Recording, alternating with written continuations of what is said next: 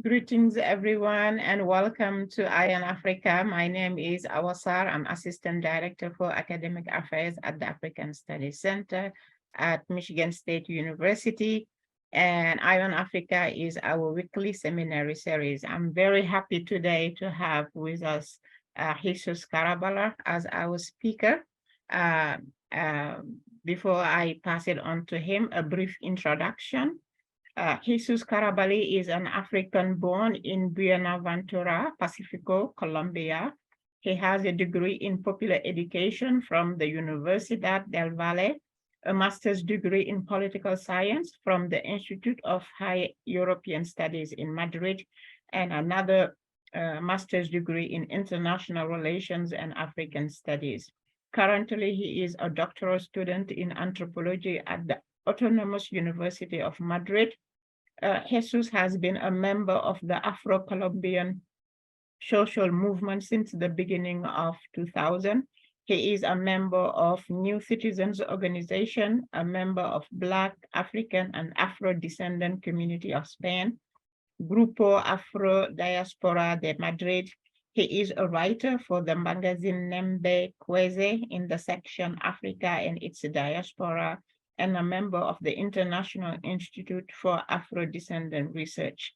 Mr. Caríabalí has been an English teacher in different schools and academies in the city of Cali, and he's a professor at the Universidad del Valle since 2011. I'm sorry for some of the mispronunciation, but we are very happy to have you with you. We are happy to have you with us today, Jesús. So the floor is yours.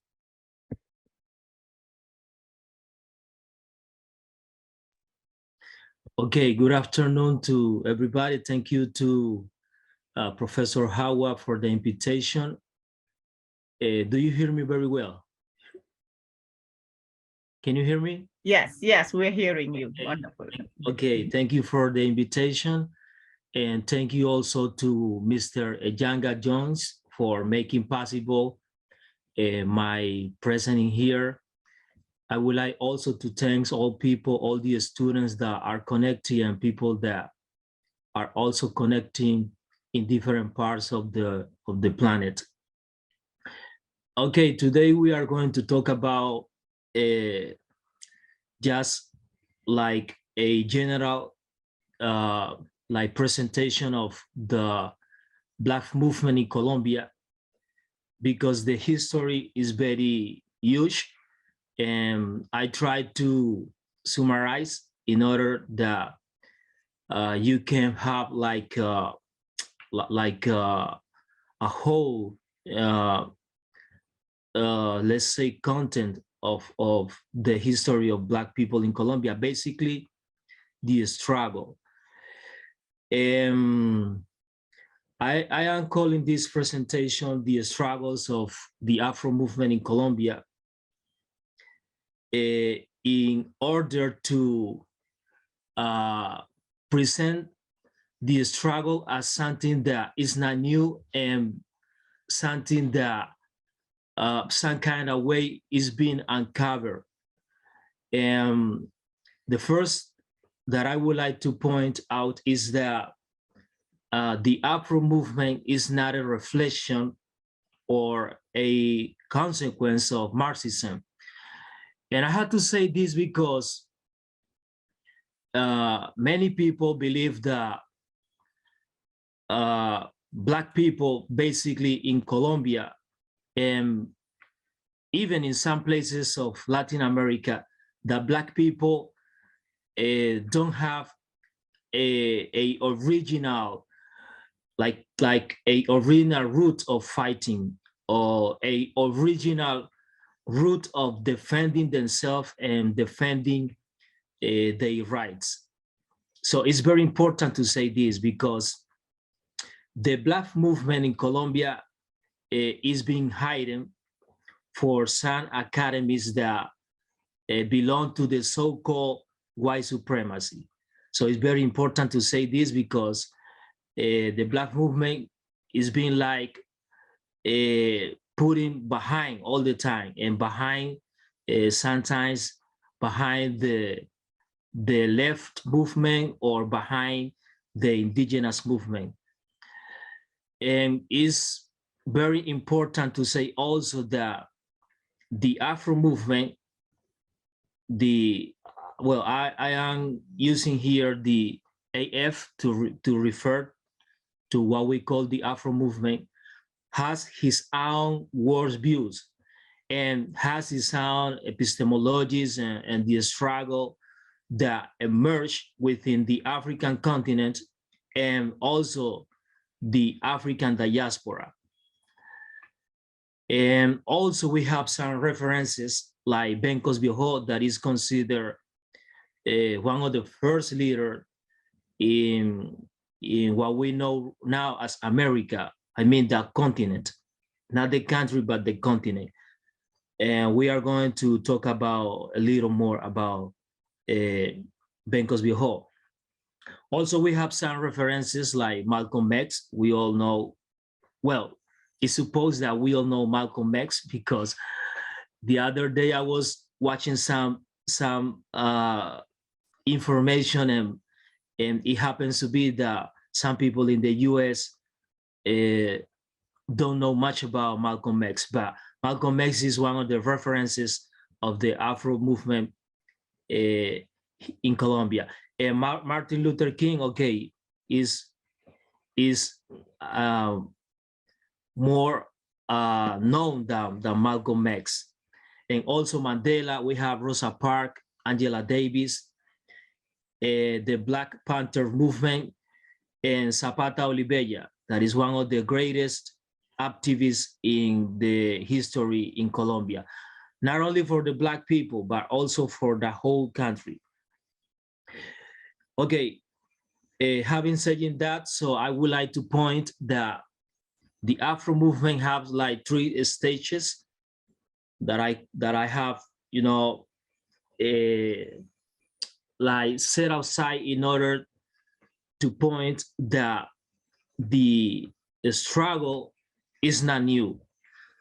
The first stage or the first platform is the colonial slave state, also known as the colony. And it occurred in 15th century, that is called also like pre-Republican era. And we call also this era like New Kingdom of Granada or Nueva Granada, how it's called in Spanish, that started in 1550 and ended up in 1717. And also we have in the same period the Viceroyalty of Nueva Granada that started in 1717 and ended up in 1819, whose seat was Santa Fe de Bogota, that it was like the capital and now is the capital of Colombia. And the second stage is the Republican or state era or period that started in 1810 until now. And the third stage is the political constitution of Colombia that was written in 1991. So we have to, I'm taking these 3 stages in order to present how it's been the fighting along the history of the country.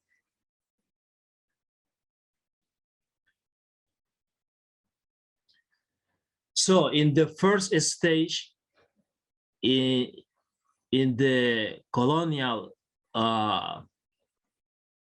stage, Black people have mainly Pan-Africanism to fight against colonialism and imperialism, and to fight against the state that it was as I said before, a slave capitalism is a system. And also, the Black people use something that was called like cimarronismo. And the Black people, for example, in Colombia, they created what is called the palenques. The palenques, or el palenque, was similar to an state, an independent state from the colonial power, was independent from the Spaniard colonial power. And it was used to dismantle, again, the slave capitalist system that it was established by European people. And also, it was used to dismantle the racial patriarchy, because we had to use the term racial patriarchy because the Black women were not in the same condition of white women, because some white scholars say that women had been oppressed the same in the whole history of humanity, but this is not a like entire true in all the contexts, because, for example, in the era that I'm talking about, Black women were oppressed basically similar to Black men. So this is important for us to get to know this. And also, one of the main points of the fighting of Black people in this time, in this era, was to recover the status of human being, because with the colonial stage or colonial time, African people, basically Black people, for many years were not considered human beings. In some cases were considered animals, and in some cases were considered just objects or a thing. Okay, this is Benkos Viejo. Benkos Viejo was born in what we know right now as Guinea-Bissau, and he was like he was a king. It is said that he was a king in Africa, and he was kidnapped. He was stolen from Africa, and he was brought to America, like Bob Marley said in Buffalo Soldier. And then he was turned into slavery. So it was an slave. He was forced to be an slave. But then he was the leader of the Palenque, the very well-known Palenque in San Basilio, Palenque de San Basilio, in the city of Cartagena in Colombia.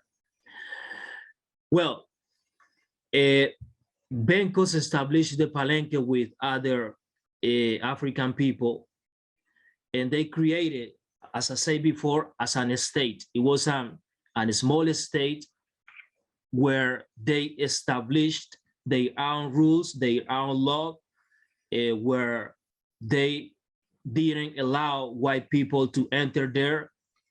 And they have, for example, like a political system to develop agriculture and to develop also education in order to continue like the way of life that they have in Africa. It is good to know that at that time there was a governor which name was Jerónimo de Suazo, excuse me. And this man established something like a peace treaty with Benkos, but then they didn't they didn't make the treaty possible. So they broke it down, and they violated and they destroyed the treaty. And Bencos was captured again and was condemned to death for this governor. And in this way, they dismantle or they destroy the Palenque, and this caused again that many of all of those people that were living in the Palenque go back again to be part of the colonial system, to be part of the enslavement system. And it happened, this situation happened in many places in Colombia and even in Latin America.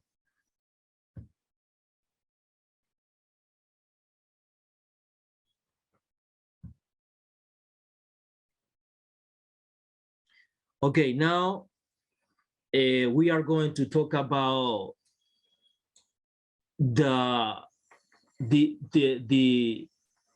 recovering of the status of human being of Black people, or African people, because as I said before, African people were not treated as human beings for a long period. And in the colonial state, there were some categories that was used to create like a pyramid, and where we know that white people were in the top of the pyramid. We can see, for example, some of the categories that some of them are also used right now. For example, white of distinction, mestizos. It is good to know that mestizos at that time were such a mixed, all right, were a mix between Black people and the so-called indigenous people or people from Abya Yala. Abya Yala, it is known that as the original name that people from the so-called America used before the European arrived to America. So mestizo was such a mixing between white people, Black people, and indigenous people at that time, because now the meaning is different. So they also used the category or the term Indians to refer to native people from Abya Yala. And they used the term mulatto. The mulatto was a mix between white people and Black people. And they use also the category main whites, and also pardos. Pardos is a mix also between white people and Black people. They use the category slaves just to refer only to Black people. And they use also the category noble. Noble right now is used in some places of Colombia, like, you know, white people that are very good people, you know. And also we had the category of front page people or gentlemen who have governed and can govern the city. So as we can see, we also had the last category that is clean white people.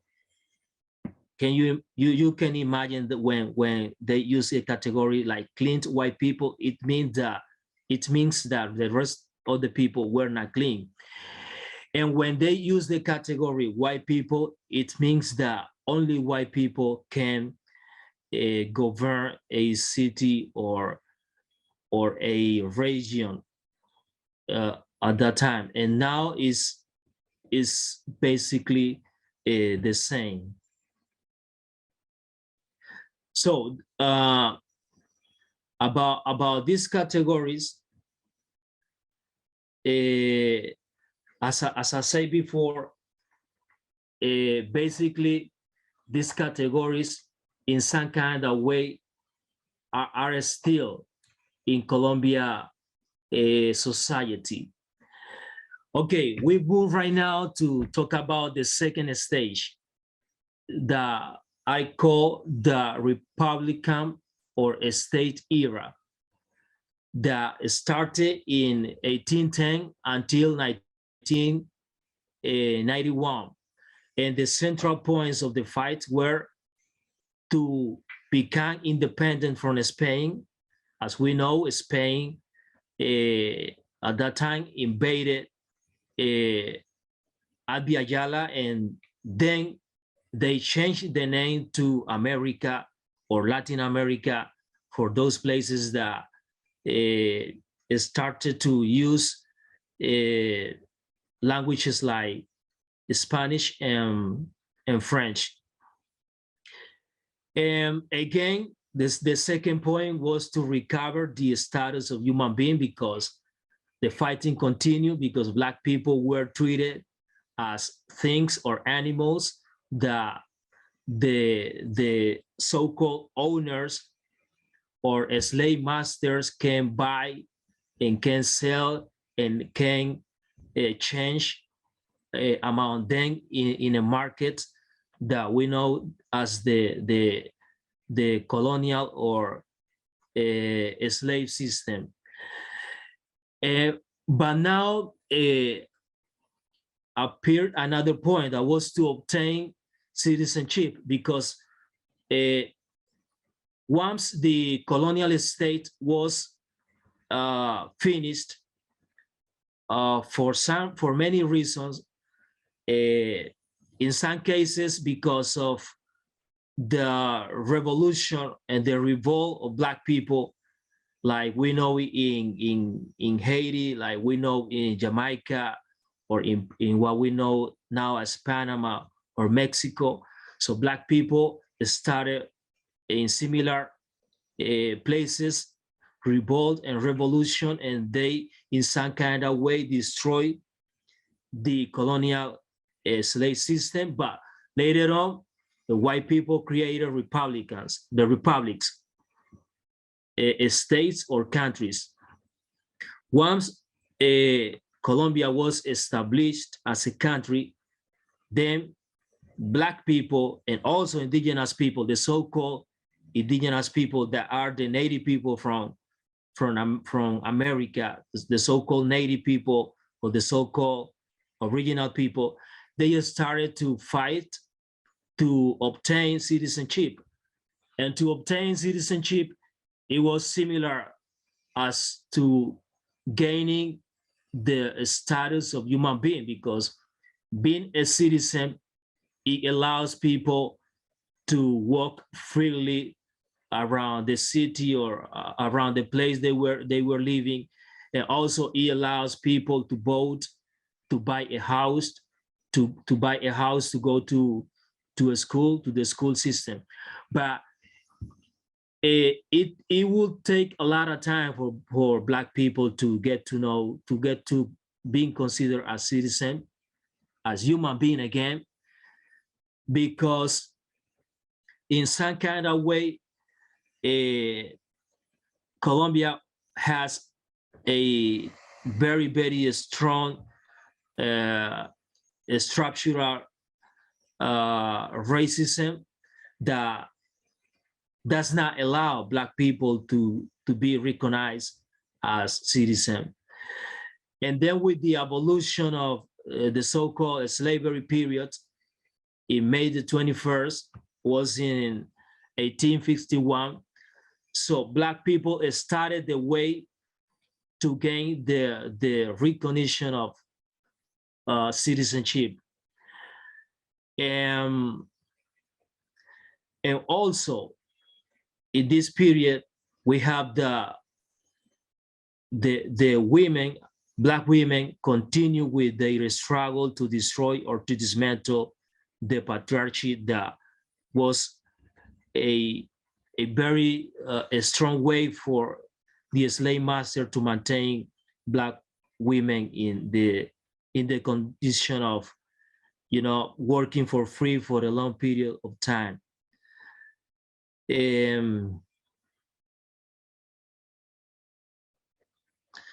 So having said this, we move to another period that I call, or that is called like the negritude movement, that it was a cultural and political movement that was created by Black people from the Caribbean and also from all the African diaspora. And I'm going to name some of those leaders that created this movement, like Aimé Césaire, Damas, and Senghor. We have another leaders like Marcus Garvey. We have also Kwame Nkrumah, Sheikh Anta Diop. Those leaders created this movement connected to Pan-Africanism in order to fight against imperialism and colonialism and racism. And it was also a tool to rediscover the African identity, to recognize the differences between human beings, and also for the searching for equality and the proclamation of identity, basically identity connected to Africa, because we know that with the colonialism period, with the slavery of Black people, in some kind of way, like Amilcar Cabral said, some aspects of African culture were destroyed in the colonial system. So that is why it's very important, this movement called as the negritude.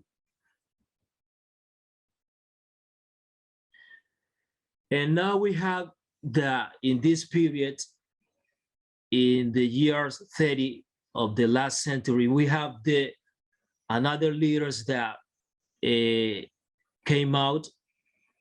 Basically, these leaders were members of the Liberal Party that in some kind of way is considered as a left party in Colombia. I mean, in some kind of way, because many intellectuals and scholars do not consider Liberal Party as part of the left. But with this party, some Black leaders have the opportunity to take part in the Congress and be known and be recognized as leaders. We have Diego Luis Córdoba, Adán Arraga, Ramón Lozano. Those leaders are from El Chocó. El Chocó is similar to an state in Colombia. In Colombia, we call this region departamentos. And we have also Sofonía Yacuz, Alejandro Peña, Natanael Díaz, Arquímedes Viveros. Those leaders are from El Cauca. And we have also a very important leader, Néstor Urbano Tenorio from Buenaventura. Later on in the 40s year, between 1940 and 1960, emerged another movement. And basically, this was a movement of students, Black students, that organized themselves in the capital of the country, Bogota. And they have like two main points. One was to create the Day of the Black, and the other point was to create the Black Club. And basically, they created these two, let's say, objectives in order to claim for more participation of Black students in universities and in the schooling system, and also to fighting against racism. Later on, we moved to the decade of the 70s. We have now the first national meeting of Colombian Black population that took place in Colombia. It was in 1975. And for the first time, it's considered that this meeting or this gathering was used to speak about or to discuss about the central problem of Black people in Colombia. For the first time, they create an agenda to discuss about the structural racism, to discuss about how racism as a structural movement, and also racism that was developed by the state, that was systemic, was destroying the Black communities. And we have a leader called Valentin Moreno that was like the president of that meeting. And we have also Herbert Valencia as the vice president. And we have another leaders from different parts of Colombia that, as I said before, organized this meeting to fight, to dismantle the structural racism in Colombia. This is Manuel Zapata Olivella, is considered one of the greatest leaders in the history of Colombia. He was a writer, he was a doctor, anthropologist. He wrote a very important novel that is called Chango el Gran Putas, in which he tried to connect Africa with Colombia, similar to what Alex Haley did with Roots. Zapata Olivella tried to do something similar to connect Africa with people from Afro-descent in Colombia.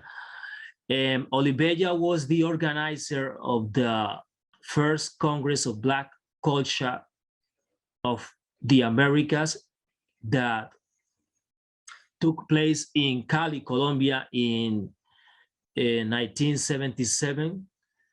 And the objectives were, excuse me, to like recover the African history again, and to try to put the African history in the books, in the school system, because basically in Colombia, the whole history for more than 200 years that we have been learning is the history of European people, and basically the history of white people. And this Congress was very important because they tried also to create an agenda of justice and reparation that was that is something that is being also discussed right now at this moment in Colombia. It is good to know that this meeting brought together more than 200 intellectuals, scientists, academics from different parts of the planet, like people from Colombia, the US, Brazil, Egypt, Nigeria, Angola, Senegal, and some other places. It's good to know that for the first time,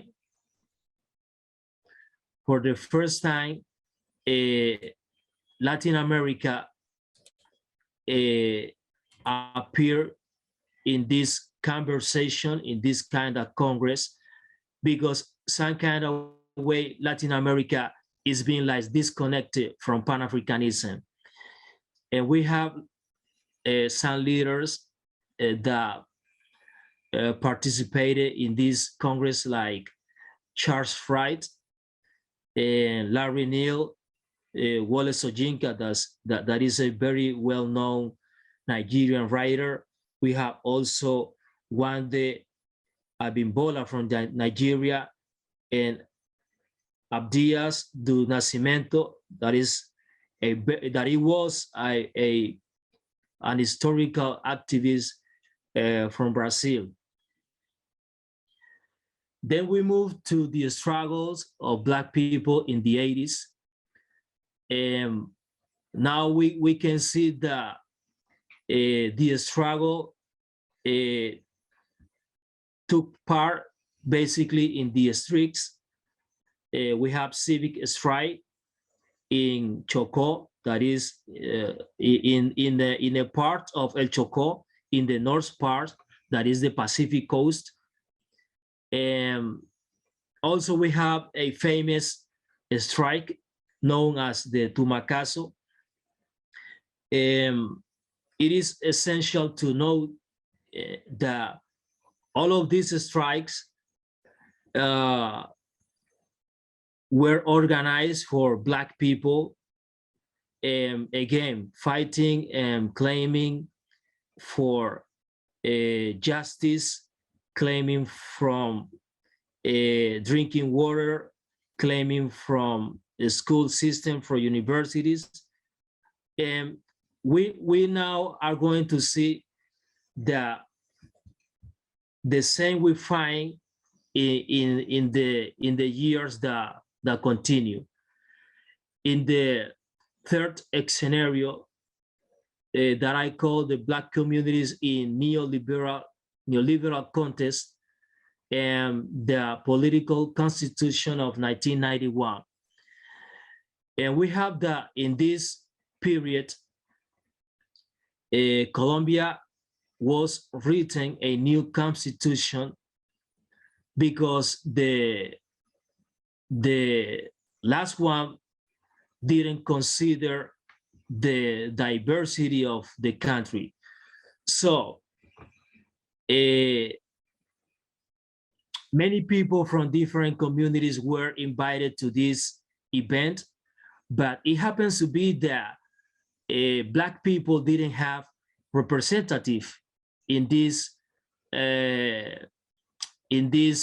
assembly, because it is said that because of internal problems and internal issues among Black people, they couldn't come to an agreement to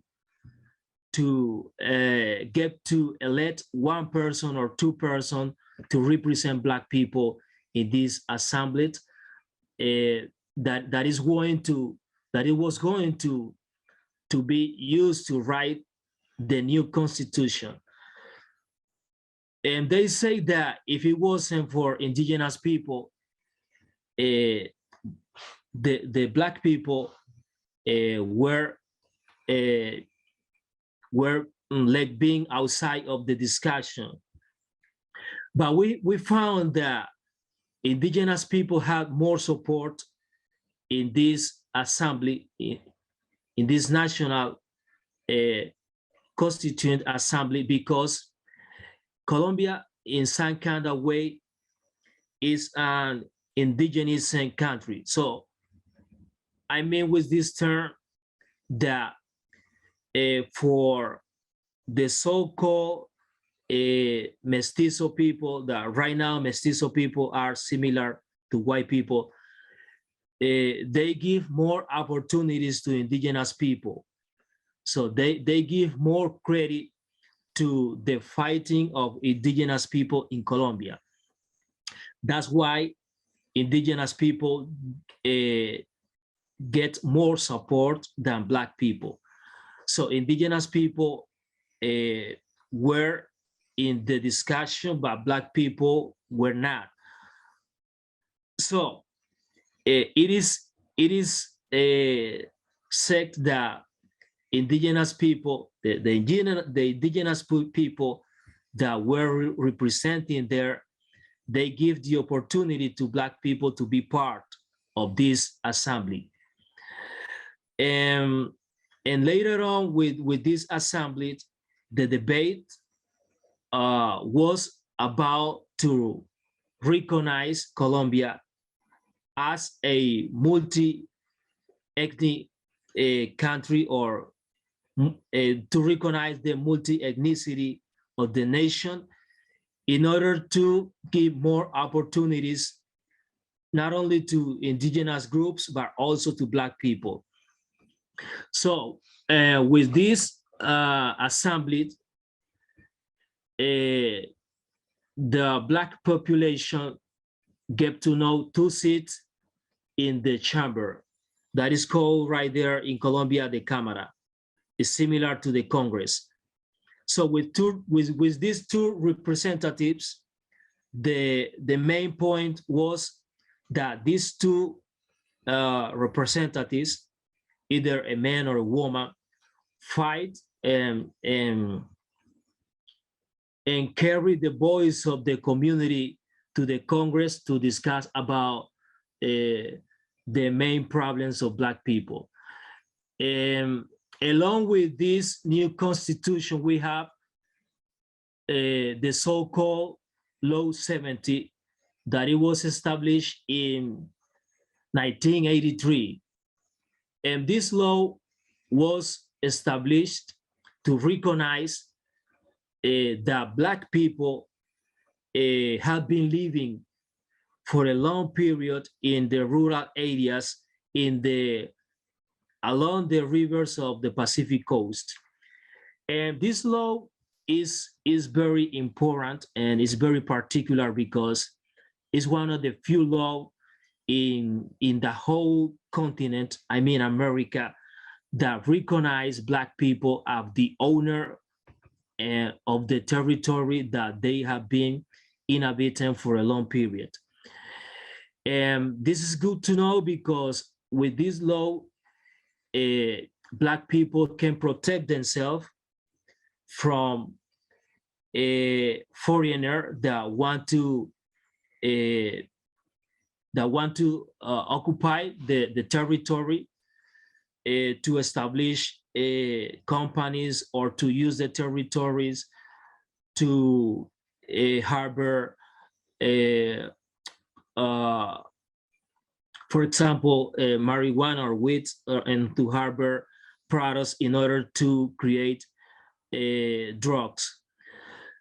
And the Law 70 was very important because it was used also to the promotion of their economy of Black people and the social development, in order to guarantee that these communities obtain real conditions of equal opportunities compared to the rest of the Colombian society.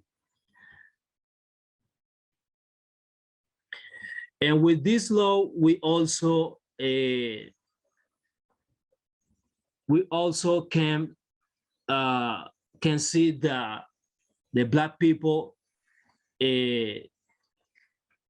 could have, basically Black people in Buenaventura city could have for the first time a own university that is called the Pacific University, that is in the city of Buenaventura. It was created between 1988, 1988 and 1991.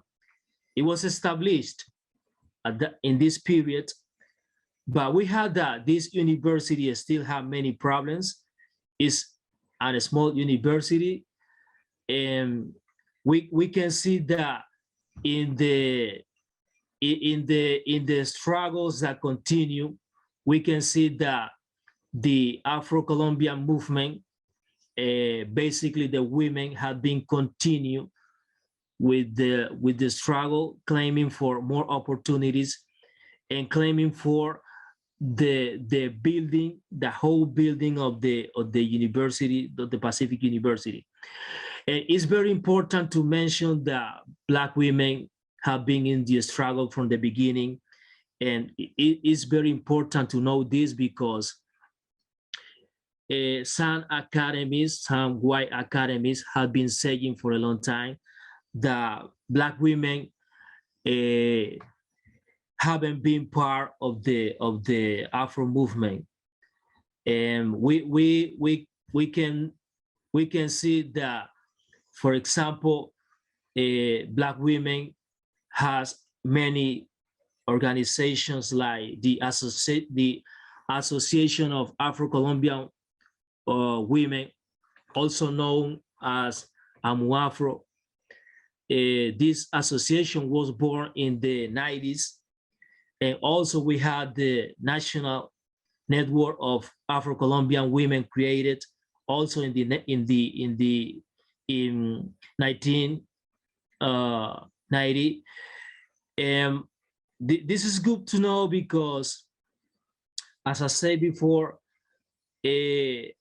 some academies, basically white academies, say that Black women never had the opportunity to organize themselves, that all the time has to be waiting for white women to organize them and to lead them to the way of freedom. I was talking about the universities, and it's very important because this part, speaking about universities in Colombia, is very important because we can see that with the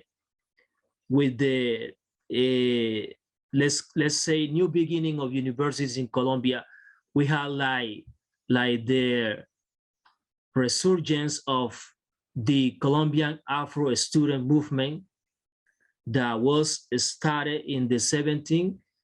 Now we have, for example, some groups like Afro from Cali, basically from the Valle University in 1993. And we have also El Palenque fraternal unit from a free university, also known in Colombia like Universidad Libre. And in Bogota, we have Afro-Central University.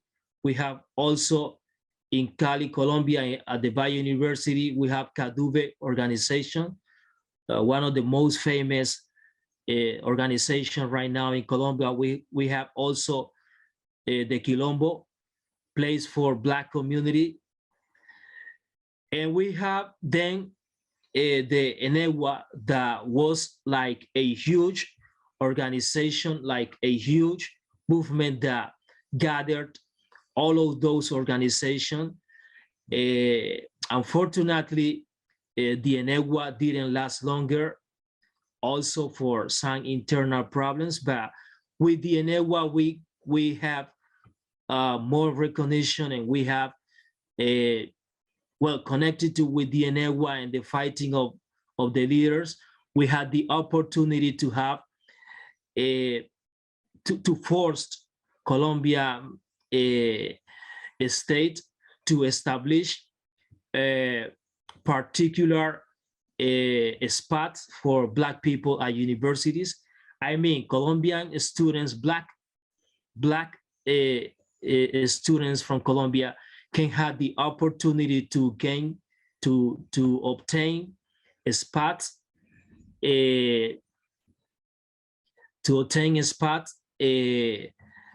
to study in some universities in Colombia. Well, I see that someone raised his hand or her hand. Oh, you can continue. We'll get to questions when you are done. Okay.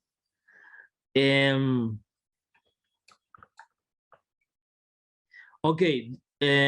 Later on, we have the one that is considered the latest social outbreaks in the Pacific, basically, that occurred in Buenaventura, and Quibdó, Huapi, Tumaco, Timbiquí, all of those places, all of those towns, Buenaventura, Quibdó, Huapi, Tumaco, Timbiquí, are in the Pacific coast.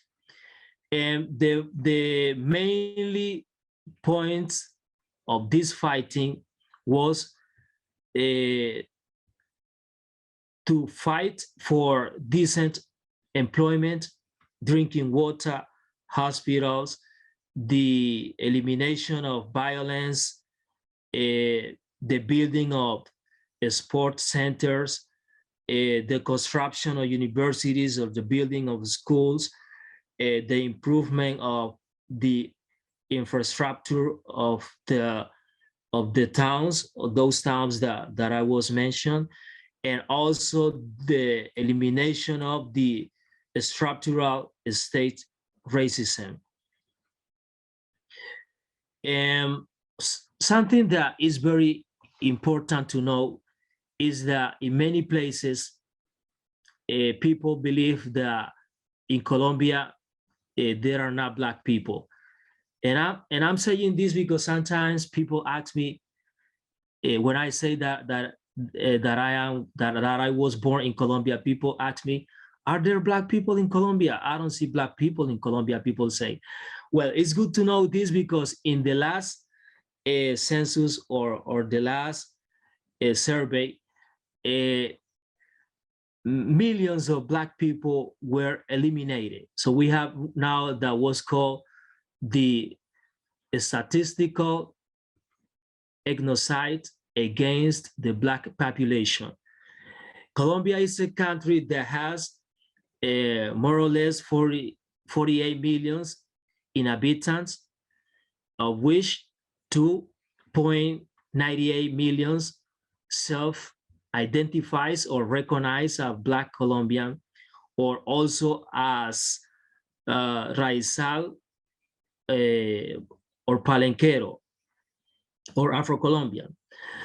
This survey was from 2018, but it happens to be that this survey or this census erased among 12 millions of Colombian people, because in the last one that was done in 2005, the Black or Afro-Colombian people were around 4 millions, more than 4 millions. But later on, we have another surveys or census that said that Colombia has around 15 millions, and some surveys say that Colombia has around 18 millions of Black people. So the Black movement in Colombia are demanding for a new census, demanding for a new study that can really get to know how the real number of Black Colombian. And this is very important because when the Colombia state erased all of those millions of people from the map, from the population, it means that places like El Chocó, like Atlántico, like La Guajira, Córdoba, El Cauca, and also El Valle del Cauca are going to receive less resources. I mean, less money is going to be invested in this area that are basically where are the Black people.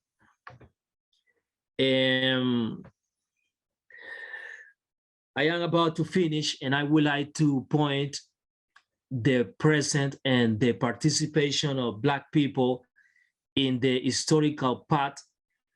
The historical path was something like an agreement of many forces in Colombia, many political parties, institutions, organization of indigenous people, Black people, students, unions, and Black people took a very important role in this historical path, and that ended up with Francia Marquez as now the vice president of the country.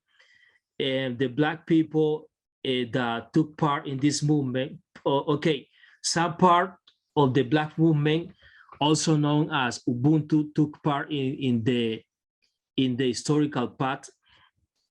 And still, the Black movement is fighting for gaining recognition as human being for the same things that I was talking about. The Black movement want to dismantle again the structural and systemic racism. I think in order just to give one conclusion, that Colombia must go beyond a public policy or affirmative action. We have to dismantle basically the structural racism, because it's good to know that Colombia is still a country that practices racism as a political hidden power. And I'm using the term hidden because racism is not established in the Constitution of Colombia, but we see racism as an everyday practice. Okay, I am going to stop right now in order to open the conversation. So thank you very much.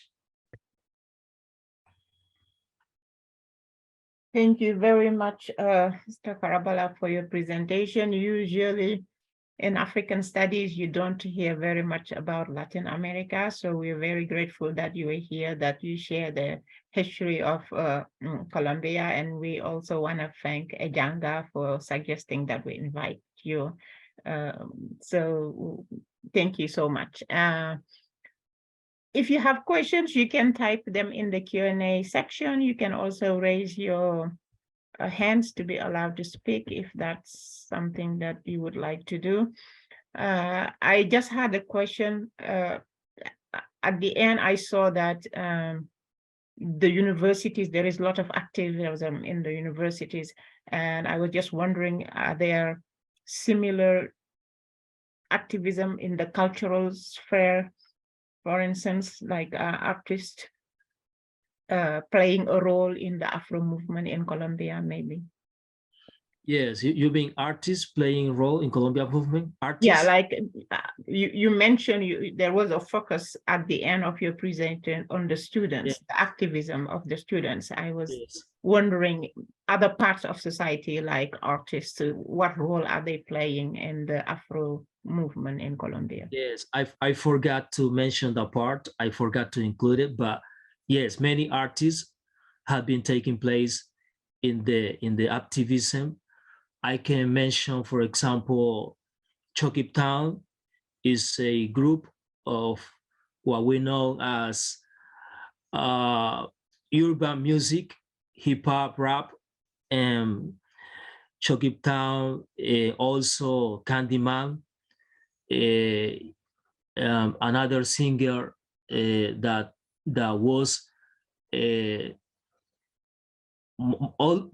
in most of the struggle. I can say John Jota is a rapper from the city of Cali. And also we have singers from rappers from Buenaventura that were all the time in the activism. We have also Nidia Góngora, that is a singer of Black music called Curulao. Yeah, it's good to know, because it's good to know this because artists have been playing a very important role in the struggle, in the activism. Keita, you can unmute yourself and ask your question.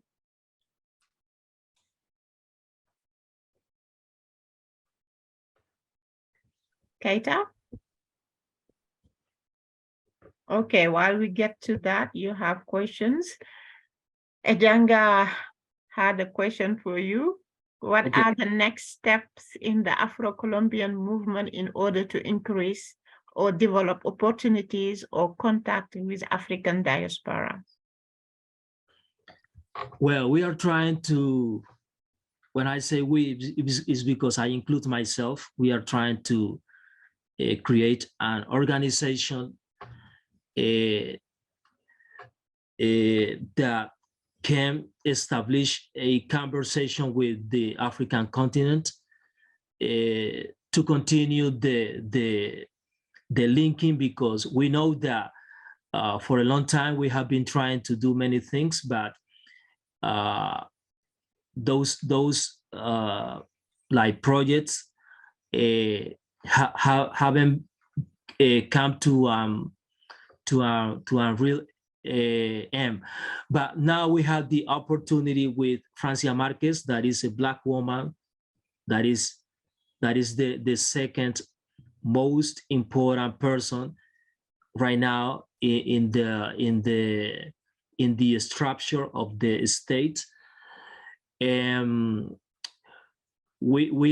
want to establish a meeting with her and many leaders in order to recover embassies in countries in Africa like Senegal, Ghana, Nigeria, and it also to create a bridge in order to create projects, educational projects, cultural projects, and economy projects. And the conversation is, I hope, that take place as soon as possible, because we know that time flies, and the opportunities that we don't take now, and maybe we won't take it later on. Thank you. Okay. I see that Stephen wanna talk or want to make a question. Yeah, so you can read the question if you want, or I can read it to you. So no, I think he was calling me. Okay, is that Keita? Yeah. No, this is Steven. Okay, go ahead, Steven. You can go ahead. Yes, in your presentation, Senor Caríabalí, you mentioned at a point that the African community did not receive as much support as the indigenes. And I was just wondering, are those two terms mutually exclusive necessarily? Excuse me, I didn't understand the last part. Are the two terms, Africans, the African community, and indigenes, mutually exclusive terms? Mutually exclusive term? Yes, son términos mutuamente exclusivos. Okay. Okay, well, the first one, indigenous, is a term that was established for European people in America, because, well, in Abya Yala, known now as America, because the so-called native people, they didn't call themselves indigenous. Now some communities, I can talk about Colombia, they consider themselves indigenous. Some communities, some of them do not like that term, do not use that term. They use the terms that they use from the beginning. For example, they say we are Arahuacos, or we are, let's say, for example, in Central America, we are Mayas. And it's considered, for some leaders, the term indigenous is considered a racist term. in the other term, African is a term that many of us, I mean Black people, started to use to recover our real identity, because Colombia is not our real identity. Colombia is a territory that was created by Spaniard people, or the descent of Spaniard people. It's a territory that was stolen from the communities that were there. And Colombia is named after Cristobal Colón. That we know that he was basically the one who leads the so-called invention of what we know now as America. So we use the term African or Afro-Colombian to demand for our own identity, our real identity that is connected to Africa, not with Europe. Okay, am I be clear? That's quite clear. Basically, it's a matter of preference. I thank you very much. Thank you very much for your question. There are questions in the Q&A section if you want to read them. So somebody wrote, I would like to have some ideas about the differences and similarities between Colombians' tactics of fighting and Martin Luther King's non-violence tactic. Okay. Basically, in a period of time, Black people in Colombia follow Martin Luther King, but the non-violence was not established in the whole movement, and it was not something that the Black movement said, okay, we are going to be non-violence. No, it was something that was like incorporated in a natural way, because later on people move, I mean, the Black movement moved toward Malcolm X's perspective, because it was considered a lot more radical in the sense of, not radical in the sense of saying that was rational. Radical was in the sense that can eliminate a problem from the roots. I mean, for forever. And again, nonviolence was not a politics or a project that was really used, but people use it. Before Luther King, I think that Black people in Colombia have been nonviolence in some cases, but other have used, I'm not going to say violence, but self-defense. That I think that any human being that is being attacked use self-defense against anyone. It doesn't matter if it's white, black, yellow. And that's all I can say about that question.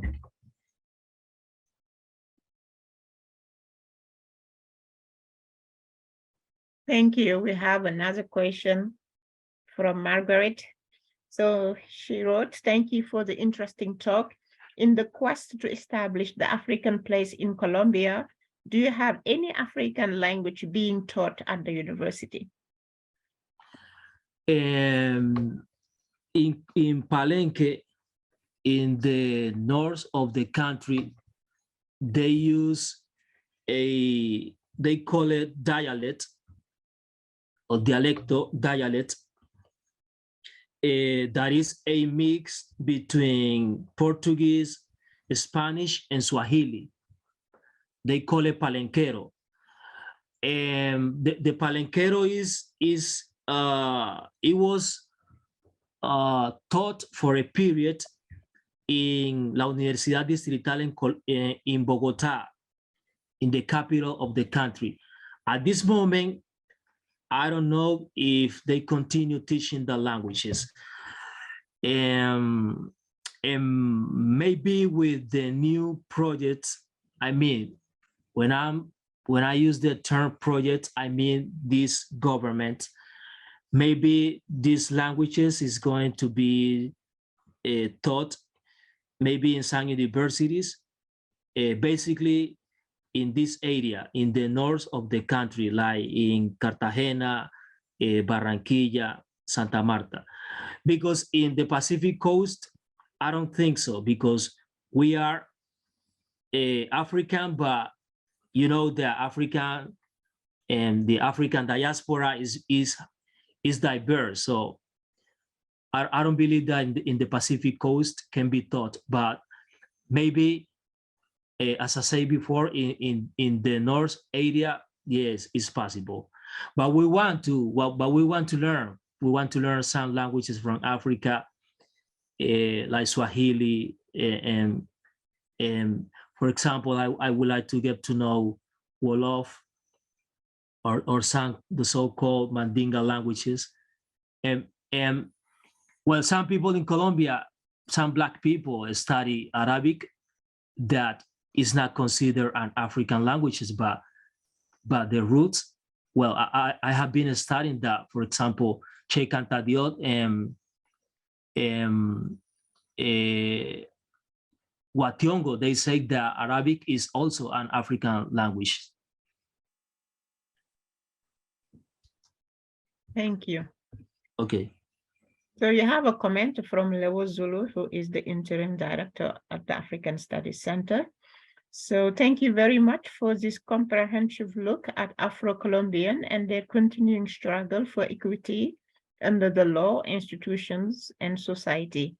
Even a census appears to undercount Black people. This shed a lot of light on the broader African diaspora, particularly in Latin America. I look forward to opportunities for collaboration with African institutions and people. Thank you very much. Thank you. And we have a question from Mahamar Abdul. I mean, it's a comment. So he thanks you for your talk. Do we have another question here? Oh, he has a question. My question is the following. Is there any similarities between Colombian Black people's fight and the African peoples in terms of seeking for independence and freedom? Yes, there are many similarities. For example, in the way that people organized, because basically I have seen that in some of the struggle in the continent, people organize from the rural areas. For example, I have seen something in Sudan, for example, and something also that I was seeing in Ethiopia. People organize from the rural areas, and also in Colombia, the Black people from the rural area has a strong movement and a strong power of organization. And also I seen that in Sudan, students organize themselves, also in South Africa. And in Colombia is the same. The students, basically from the universities and also from high school, they have a strong way of organization, and they have the capacity to develop an agenda to demand for their rights. And they also organize students with teachers and from people from the rural areas, and also get to have linkings with, for example, workers from the hospitals and clinics. And yes, there are many similarities in the way that they develop these struggles. Thank you. Amaru, you can unmute and ask your question.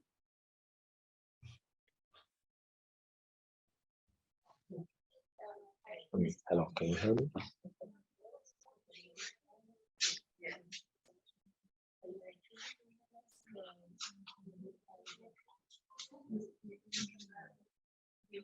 You can ask your question, Amaru.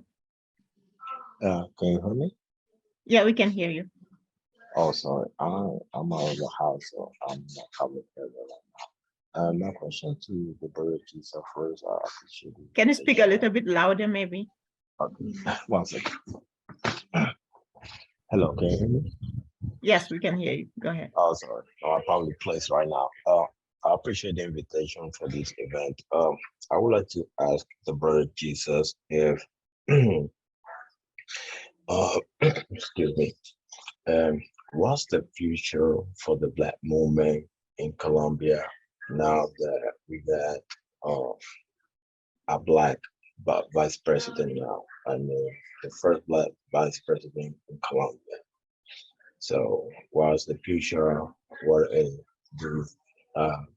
does he think that there will be commitment or any type of support to the movement? Did you hear the question? Yes. Okay. Thank you. Thank you, brother, for the question. Well, I think that somebody has okay. I think that right now we have a pivotal movement, a pivotal movement in Colombia, because we have Francia Marquez, and I think that the role, Francia Marquez's role, should be gather all the movement, because some kind of way the movement is like divided, because we have, for example, now the representatives in the chambers, they are okay, they are Black, a man and a woman, but they are from the right party, from the right wing, that is extremely violent, and that basically maintain the structural racism. So I think that now with Francia Marquez, we can have a strong movement, but she is the one that has to call all leaders from different areas and reorganize the movement, not only to develop an agenda for recovering the identity of Black people, to eliminate in some kind of way poverty, and also to connect Black people from Colombia with the rest of the continent, I mean America, or Abya Yala, excuse me, and with Africa and Asia. I think that, well, I try to be positive with the presence of Francia Marquez there, even though, again, we have seen that there are some division among the movement, but I do believe that if Francia Marquez can gather all the leaders, we can have again a very strong movement in Colombia.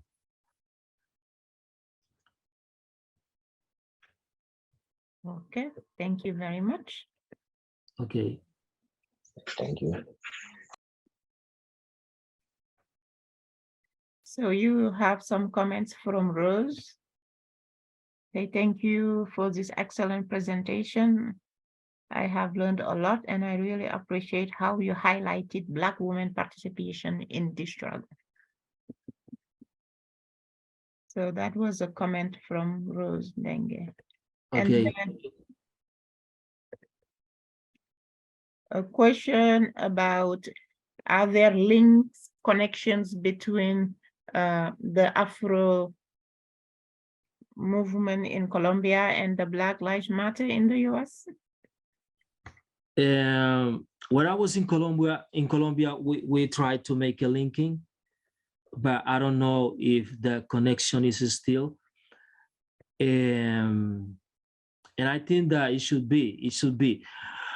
But anyways, a part of the Colombian Black movement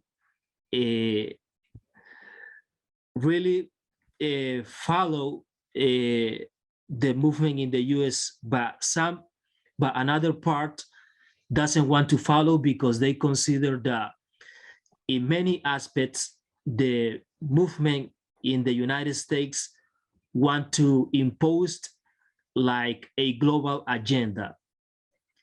And that's what I can say. But for me, it's no problem to working with any organization, not only from the US, but also from Europe and other places.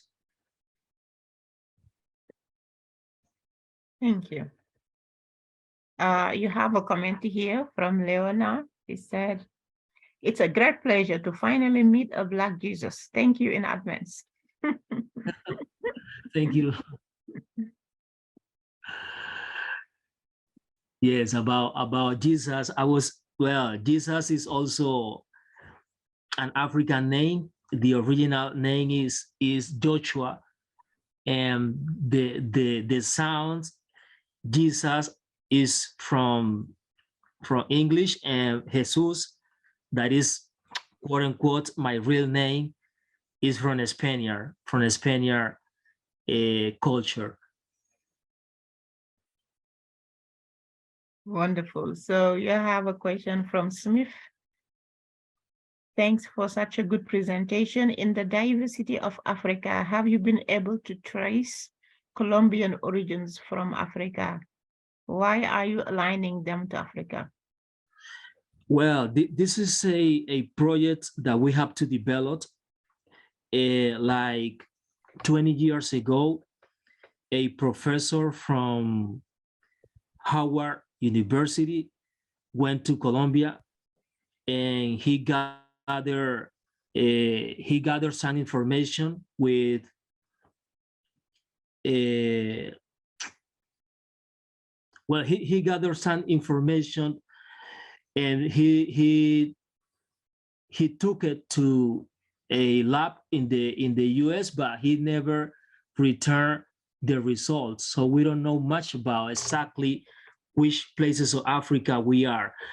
And we have the projects.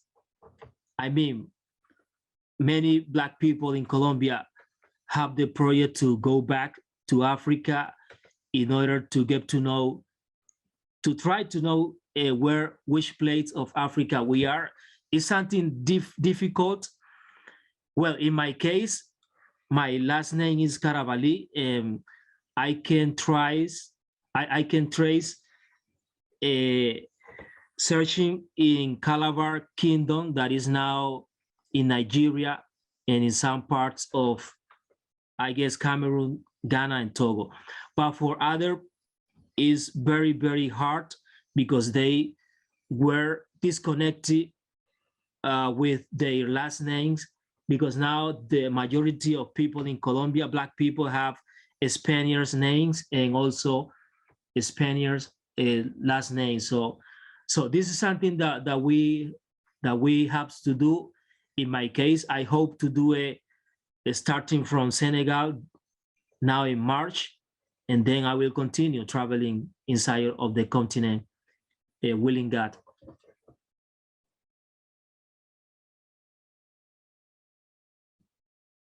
Thank you very much. So we're going to take the last question because we're almost out of time. So Joy asked, beside Martin Luther King Jr., are there other American Black leaders that influenced the Afro-Colombian movement? Yes, as I said before, Malcolm, I think that Malcolm is the most important leaders that we follow in Colombia. We organized a meeting to speak about Malcolm, to organize events twice a year in some places, in some universities in Colombia.